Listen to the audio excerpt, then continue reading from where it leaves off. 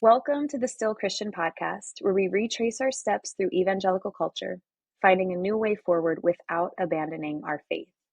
I'm Sarah. I'm Katie. And we're still Christian.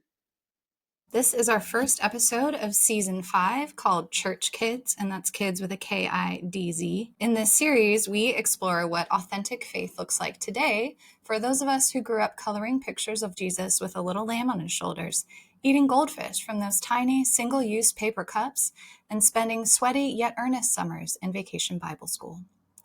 Today, we'll be talking with Nicholas McDonald, an assistant pastor at Redeemer Presbyterian Church in central Indianapolis. Nicholas writes regularly for the Gospel Coalition and is the author of The Light in Our Eyes, Rediscovering the Love, Beauty, and Freedom of Jesus in an Age of Disillusionment, which is what we'll be speaking with him about today. Nicholas lives in Indianapolis with his wife Brenna and their 3 children, and his favorite food is... I love spanakopita, Greek spinach pie. It's my favorite. Yes. I'm Well, obsessed. Nicholas, welcome. We're honored to have you and your love of spanakopita with us today. Hi, Thank you. Nicholas. Thank you. Hi. Great to be with you both. Did you bring me some of my favorite food? I guess We not. did, actually. No. You did? Go Can you check your fax it to door. me? Can. Fantastic. Thank you so I much. actually think someone made that for me one time, my Serbian friend, and I was like, It doesn't sound like a you thing. Nope, I don't like Sorry. spinach enough for this. Yeah. It's so good, though. I understand. It's one of those foods that sounds healthy because it has spinach in it, but it's actually mostly greasy pastry and butter, cheese. Yeah. So you sound healthy when you eat it, but you don't feel healthy. Yeah, that makes a lot of sense. So I'd love to hear a little bit more about how you came up with the title of your book. Yeah. So this book is the book I needed to be written 20 years ago when I was truly, I would say, deconstructing my own faith. So I have a spectrum at the very beginning of the book, and I say some people who use the word deconstruction, they don't really mean it. They're talking about being disillusioned with the church, which is something that I think we need to talk about more. Or maybe they're even talking about having doubts, which is something we need to make more space for, because that's a very normal part of the Christian life and something we see all throughout Scripture. But I was truly in that far end of the spectrum of I was deconstructing my faith. I was not interested in the church. I would say that I was very interested in Jesus and the 4 Gospels, but not interested in the rest of the Bible. And so the reason why I was in that place, though, was because I had seen a church that told me that the gospel was about these small, cynical visions of life. And so the 2 words I use to describe those small, cynical visions are the gospel of exclusion and the gospel of relevance. And so, in my second chapter, I think I talk about the gospel of exclusion and how there was a time when I was 14 years old and I went to something called Worldview Camp, where I learned that Jesus had one very specific opinion about every single facet of life. He was going to tell me how to vote. He was going to tell me how to date or not date, because you're not supposed to date, you're supposed to court. And he was going to tell me what I should think about economics and what my view of literature should be and what my view of science should be. And that all sounded very compelling to a 14-year-old. But the older I grew, the more I realized, wait a second, I think all of the things that you're saying Jesus dreams about, those all sound suspiciously like the very white Western culture and bubble I grew up in. And unlike even the way other Christians think about these issues throughout the globe or throughout church history. And so I think that dream was really a cynical dream. The dream was, let's make everybody look and sound just like us. And so that was a huge part of why I deconstructed my faith.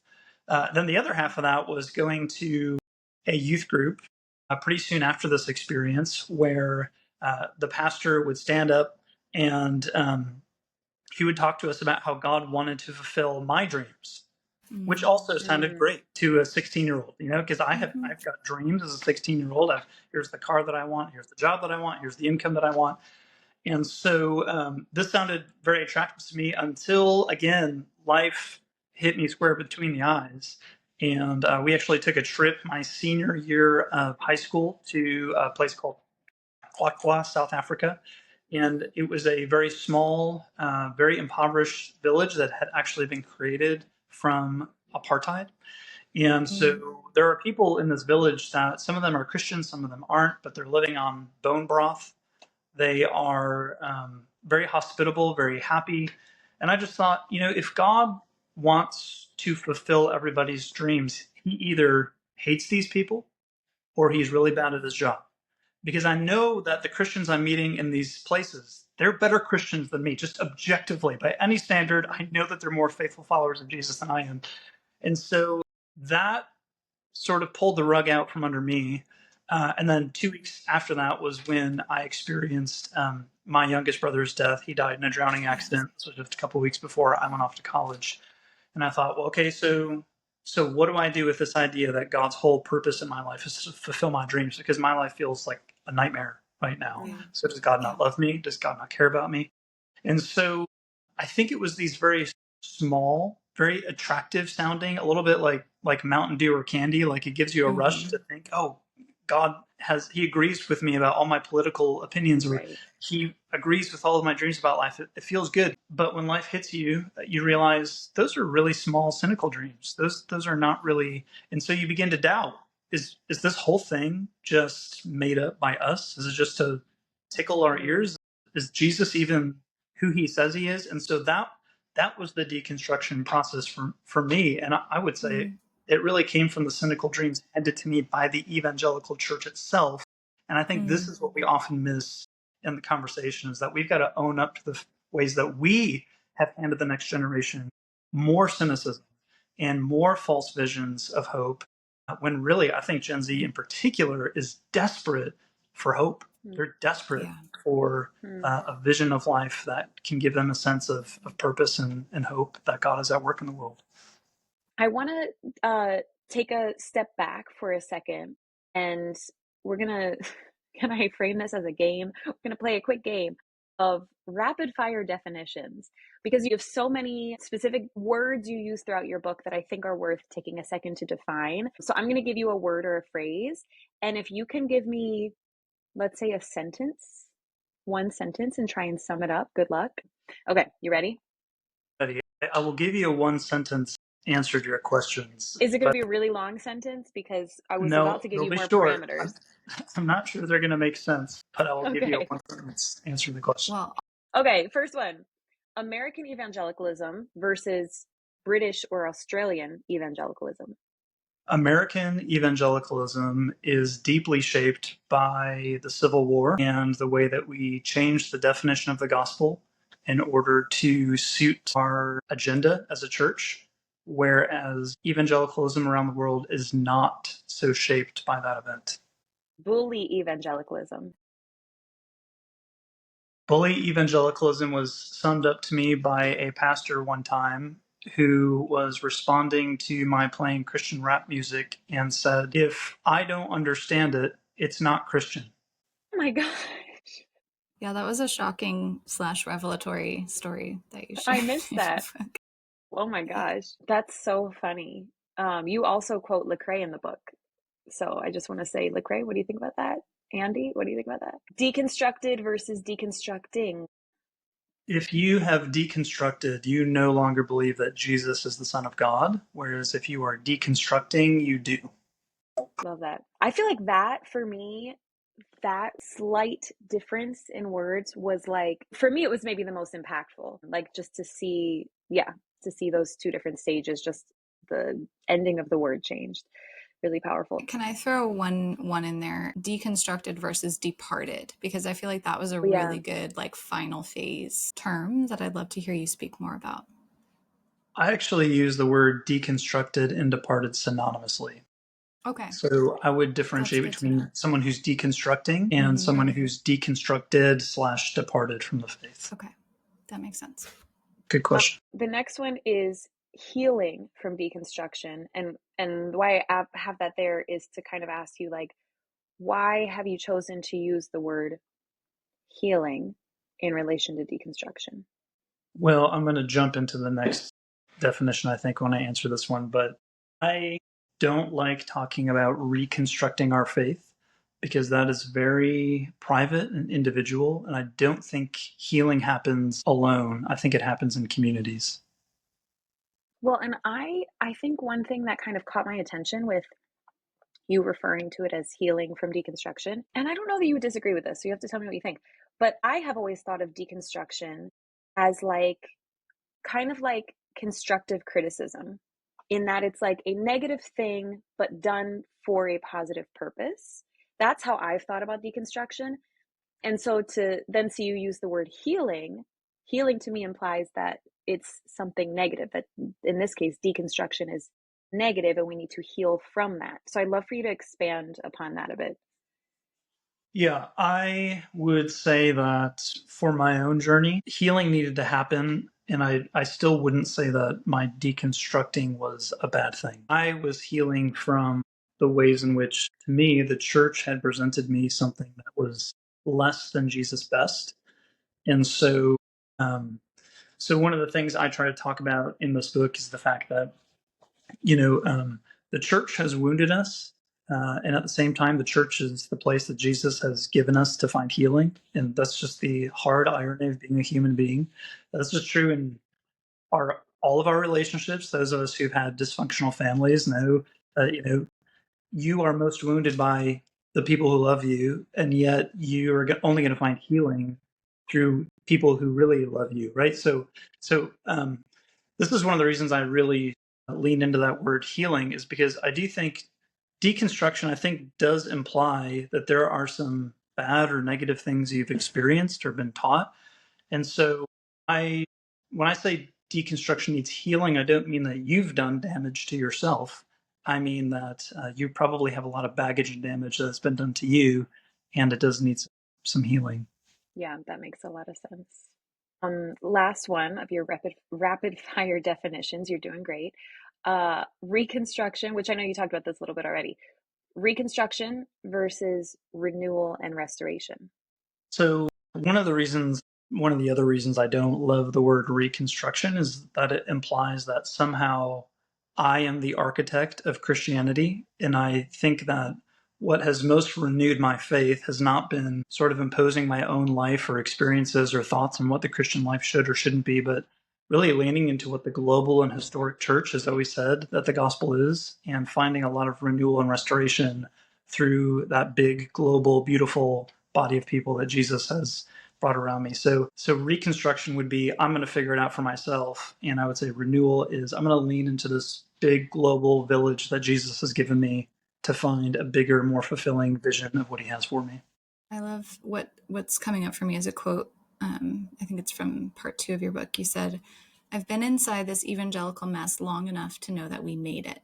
We fed this tiger, and now that it's grown, we don't have any right to disavow it." Speaking of the insurrection on January 6th, it wasn't any kind of accident to the evangelical church. It's what our dreams, in parentheses, maybe our too small or cynical dreams, made.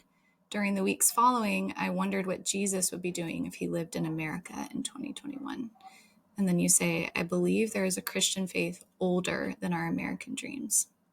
So the next question we have for you is what do you think sparked this current movement of deconstruction, and how does that maybe relate to, how has that become too entangled perhaps with the American dream? Yeah, so I alluded to the fact that the Civil War has a huge impact on the way that we tend to think about the definition of the gospel. So something I go into a little bit more in the book is that, before the Civil War, there's a few fantastic resources that help me understand to get my head around what evangelicalism was before this moment. So Karen Swallow Prior, her book, The Evangelical Imagination, is really great on this. And she talks about evangelicalism before the Civil War was this idea that Jesus wanted to renew people, he wanted to renew culture, he wanted to renew institutions. There are things that evangelicals are responsible for, like the abolition of slavery, animal rights. That's an evangelical movement, believe it or not. I didn't know that. Wow. It's education for children who are at risk. These were all things that evangelicals really started and promoted. But what happened is that after the Civil War, there was a big divide in the white evangelical church from the South and the North in particular. How should we deal with reparations for slaves after the Civil War?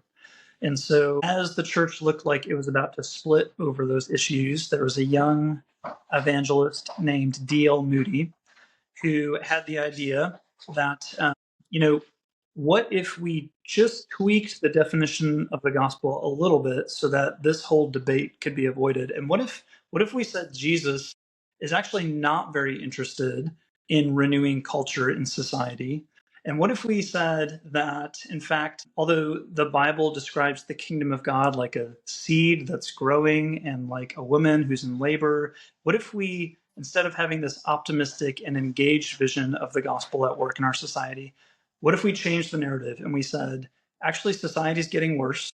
It's all going to crumble. It's one of the famous metaphors that D.L. Moody would use and others have used is the world is like a sinking ship, and so we don't polish the brass in the Titanic. That was a phrase that was used to me when I was working at my trailer park church that I talk about in the book. So the world's getting worse, and Jesus actually is not interested in improving the world. What he's interested in is helping us escape this world to go off to a purely spiritual place called heaven, which in fact deeply impacts the way we think about other people, and it impacts the way we think about culture, and it impacts the way we think about life. And I think some of what we've seen over these last 10 or 20 years is that this vision of life, that Jesus cares about spiritual things and he does not care about our bodies, doesn't care about socioeconomic differences, he doesn't care about systemic injustices. All of this has become really exposed through social media.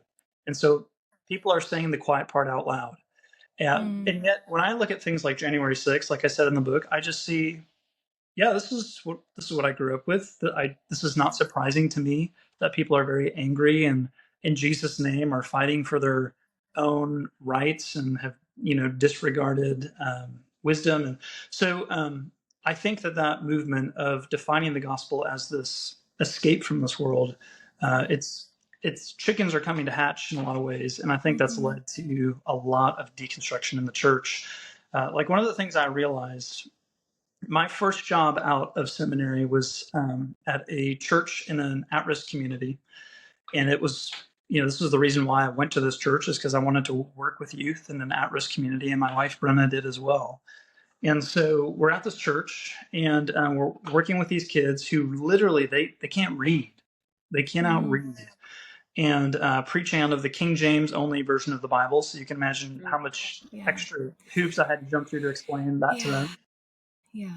And so at certain points, I would engage with the pastor and I'd say, hey, I want to continue teaching the Bible and preaching the gospel. I want to keep doing that. I also want to think about the fact that these kids aren't getting nutrition at home. It's hard for them to stay awake when I'm preaching the gospel to them. Also, they can't read. So maybe we should create some tutorship programs. And the pastor would just look at me and say, that's not your job. Your job is to get him in here and get him saved. And it was this idea that Jesus only cares about the souls of these students. He doesn't care about their bodies. He doesn't care about their families. He doesn't care about their neighborhoods.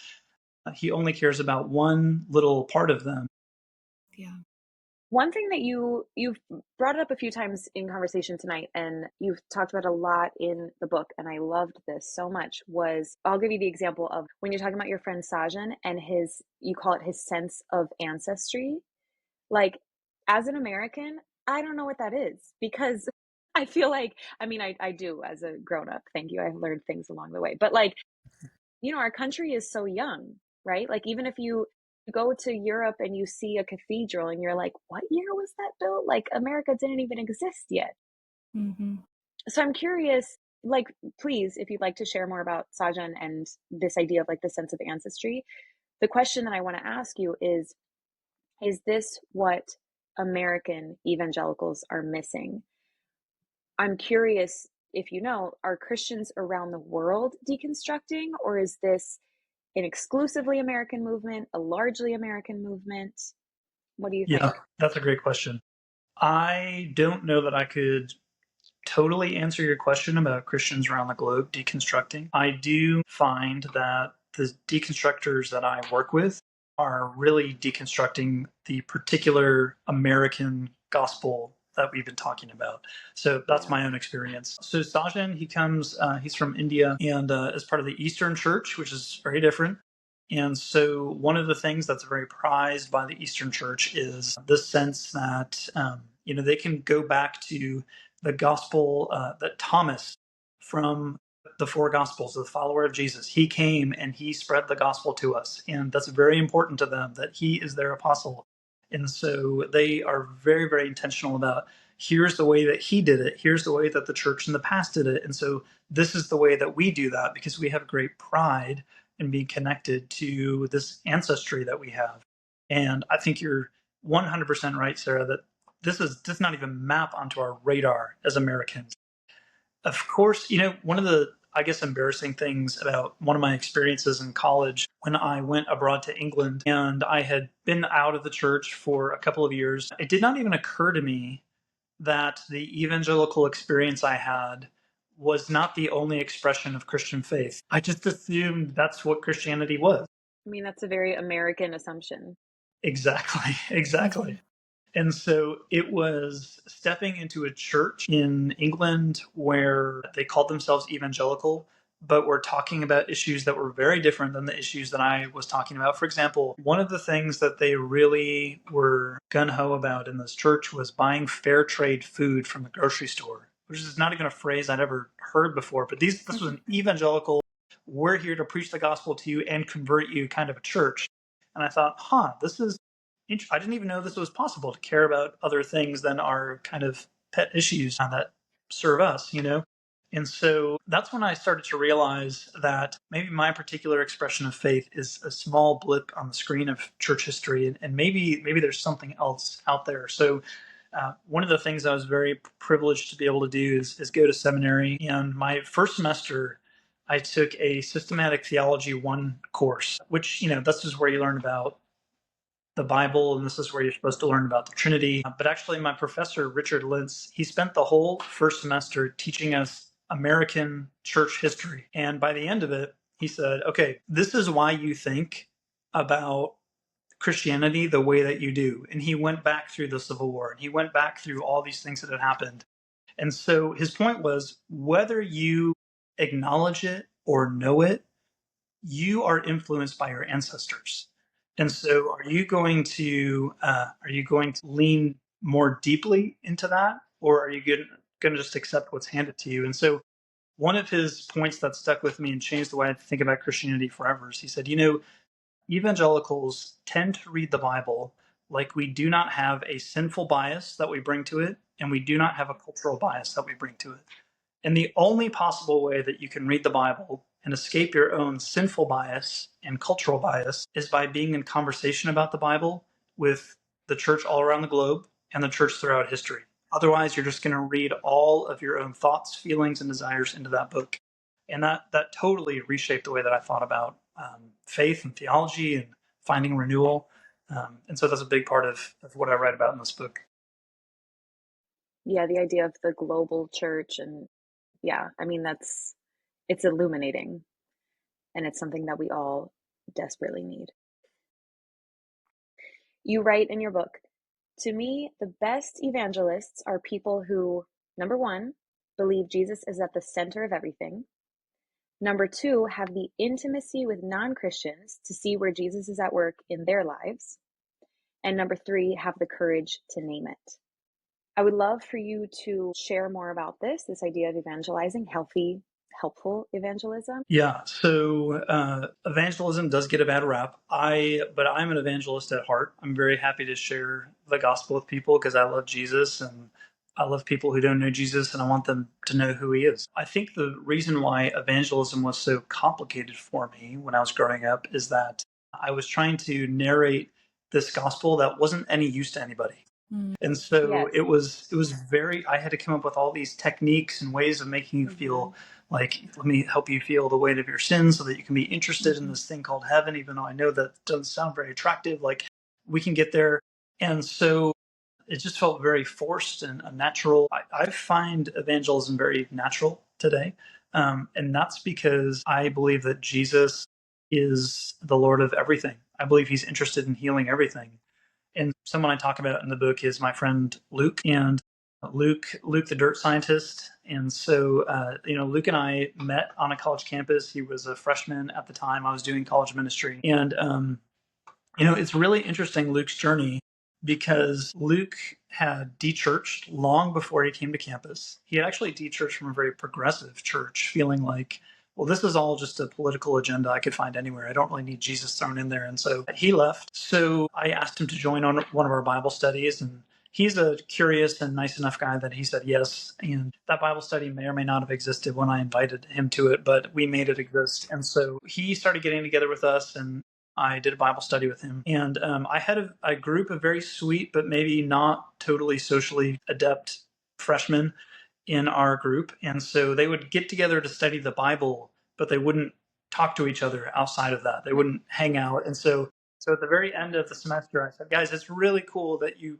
study the Bible together. Super cool. But also it'd be really cool if you liked each other and you hung out with each other. And so maybe you could come over to my house and we could do something. And so they had the idea of let's do a make your own pizza night.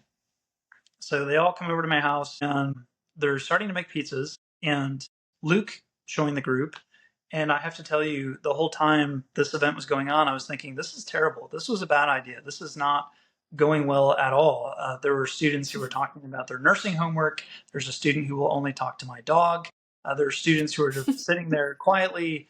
And I'm like, why did I invite Luke to this? I want him to love Jesus. And he's gonna leave the church. He's never gonna come back. So a year later, Luke becomes a Christian in a really profound way. And one of the ways that I saw Jesus at work in his life was that he was going through some family hardship, and he was feeling totally destabilized and just found himself wanting a resting place in Jesus.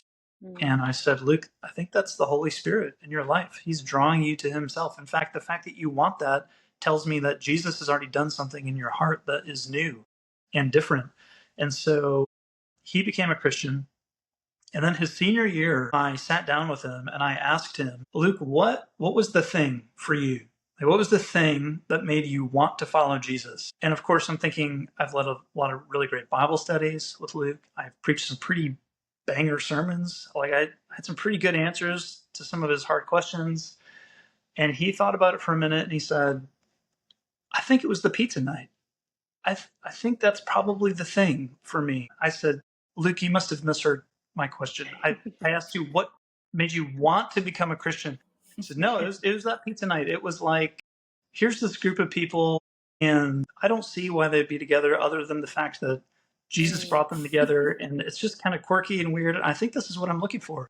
And so that was the thing for him. But it wasn't like, if I had spent 10 minutes when I first met Luke trying to convince him of the gospel without that embodied, hospitable, come enter my life, come make pizza with me in a weird atmosphere that's kind of awkward, like that just would not have happened. It would not have happened. Mm-hmm. And so when I think of evangelism, I think of I'm building relationships with people who don't know Jesus, and I'm trying to show them what it's like to live as a follower of Jesus. And that excites me. I think it's a beautiful and good thing. And you don't have an agenda, and it's not, a step-by-step plan. Like, well, we had 3 conversations. We've had 3 one-on-ones, and he hasn't converted, so we all know where he's going. Like, it's like, it takes the pressure off. I think I'm just kind of reflecting on, as you've been sharing that, like, when I left, Katie and I went to college together. We went to a conservative Christian college. And when I left, I moved to New York City. I was just so desperate to be with people who weren't Christians. Because I was thrown into the real world and I wasn't ready for it. And yeah, it's just interesting. Like, I craved relationship with people who were different from me without the pressure to try and change them. It's just so different from how we were taught we're supposed to be. We're God's soldiers. We have to go out and, like, they need us, which is like, they need God and maybe God will use us, sure. But like, it's just a lot of pressure, and it doesn't let you just be yourself with people, Sarah, what you're saying about longing for that safe kind of, I'm not trying to change you community. I think I have realized over the years what a privilege it is to be in a Christian community that I truly consider a safe place where there are not masks. One of the stories that I talk about in the book is my first transition into a truly safe Christian community, it actually terrified me. It really scared me because I remember in particular, I was transitioning into a ministry called RUF, which was the college ministry I was a part of. And we would get into these prayer groups, and the other guys in this group would talk about real stuff that was happening in their lives, like real sins, not fake pious sounding sins. Like, I don't think I believe in Jesus this week. I'm in a huge argument with my wife. Things that I thought, well, that's true for me, but I didn't know I was allowed to say that that's true, especially as a pastor. And I have been very sad to realize that that is not the experience of most Christians, to be in a community where people really talk about what's happening and their flaws and their sins and their worries and their fears and their doubts and their depression and their anxiety. But I've been very lucky and fortunate to be part of those communities for the last few years, especially here at Redeemer. I'm curious if you see that stemming from a leadership level, or if that's been more of like a grassroots thing that's transformed the culture of your church, or is it both? Yeah, that's a really good question. One of the things that occurred to me my first year in this ministry, RUF, was that I don't think I'd ever heard a pastor talk about their sin. Yeah. Ever.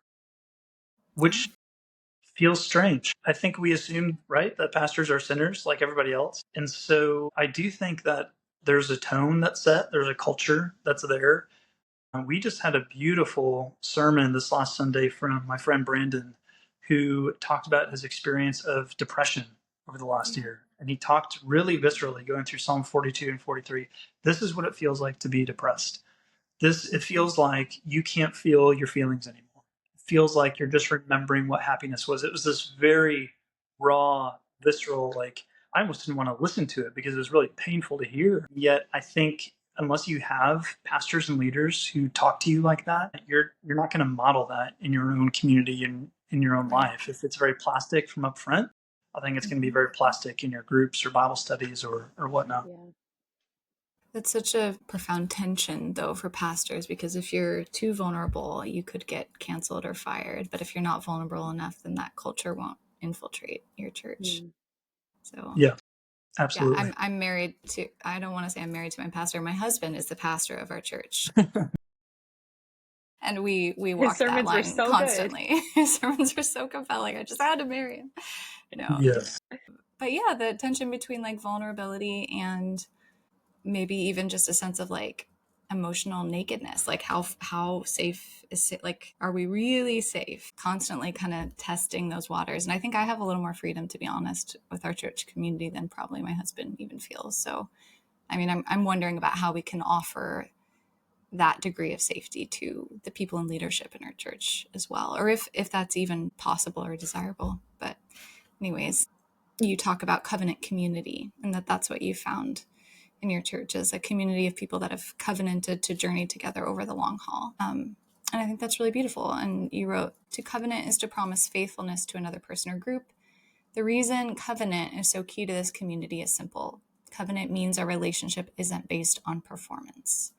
In a society of transience where freedom means jumping from one community or career opportunity to the next in order to self-actualize, the practice of covenant community, to live alongside others with all of our quirks and foibles in a specific geographical place where we can learn the cracks and crevices of things, is a radically countercultural way to embody the true freedom found in Jesus. When people ask us about our church, what I say is that it's a group of people that shouldn't be together apart from Jesus, like radically different, quirky group, vastly different walks of life and political and even faith beliefs, but we're here because of Jesus. Yeah, and you're right, Katie. There are some difficult things about, there's ditches on every side of the road, especially when you have a platform and you're a pastor. Your congregation is not there to be your group therapy session. Right. And at the same time, if they're not seeing any of your humanity, that's not pastoral either. And so you've got to navigate that. And absolutely. So I get all those tensions. They're always hard things to work out. Well, Nicholas, thank you. I'd love for our listeners to know where else we can find and follow and support your work. You mentioned your Substack, The Barred Owl. Is there anywhere else that we could find you? The Barred Owl. My book that just came out a month ago is The Light in Our Eyes. So that's a way to sort of, I guess, get my story and vision for all these things. And so you can find that anywhere. Yeah, highly recommend reading that book. Yeah, I really enjoyed reading it too. Nicholas, what is your hope for readers of this book? Well, I got a letter from actually a dear friend a couple weeks ago who finished the book, and he has not been to church for many years. And he said, "This book made me feel understood, and it made me feel loved, and it made me feel called out." And so he has started to look for a church again. And so I got a letter from another person, actually from a different country, who said she finished the book and she's not been to church for many years, but called her employer and said, "I need Sundays off. I feel like I need to return to the church." And so my prayer's been answered, really, just through those two people. But I do pray that that would be the experience of many people who read this book. It's what I needed to read when I had left the church, and it was the voice I hadn't been hearing, someone who could make you feel like, hey, you're loved, you're understood, but also there's more there. So to close, we'd love to just hear an excerpt or quote from the book, The Light in Our Eyes, in your voice. I don't have a word for word quote, but I do like that my friend Ben said that. Okay, Wait, is Ben the one that gave you a hard time about Lord of the Rings? I feel like if yes. it is, he needs a call out right now. Okay, I will I tell you haven't this. ever actually read anything Lord of the Rings, but I really liked that call out. Okay, I'm going to tell you this right now. Ben is actually a huge Lord of the Rings nerd. And so I was maybe a little unfair to him in the book because specifically he didn't like me quoting Lord of the Rings in sermons, which I think is fair, but he's a bigger Lord of the Rings nerd than I am. So he's a legitimate human being. But Ben, he read the book and he said that his favorite part of the book was when I was talking about the book of Ecclesiastes and trying to summarize it. And God essentially saying, yeah, if I had your perspective, I'd be depressed too. And I said, I think it's really kind of God to say that. And so I think Ben felt like that sort of embodies the attitude of this book is like, if I had your perspective, then I would feel those things too. And that is really, I think, my hope for people who care about people who are deconstructing. Like, can you get to that point where before trying to, like you were talking about, Sarah, like fix them or give them all the answers, can you just get to the point where you can say, hey, yeah, if that stuff had happened to me, I'd feel that too. I wouldn't want to be part of the church either. Like, can that be your number one goal, is to say that to somebody before you say anything else? And I hope that's the spirit of the book and what I'm trying to teach others to do who might be walking alongside those deconstructing. Thank you. Well done. Thank You you, did Nicholas. it. Thank you so much. Yeah, seriously, thank you for taking time to talk to us. Thank you for writing this book. I also feel like I want to say congratulations. Like, it feels a little corny, but writing a book is a lot of work. So congrats on a lot of work. writing it. Well, thank you, Nicholas. It's really been a joy to talk with you, and I'm so grateful for your work. Yeah, it has been. Thanks to you both.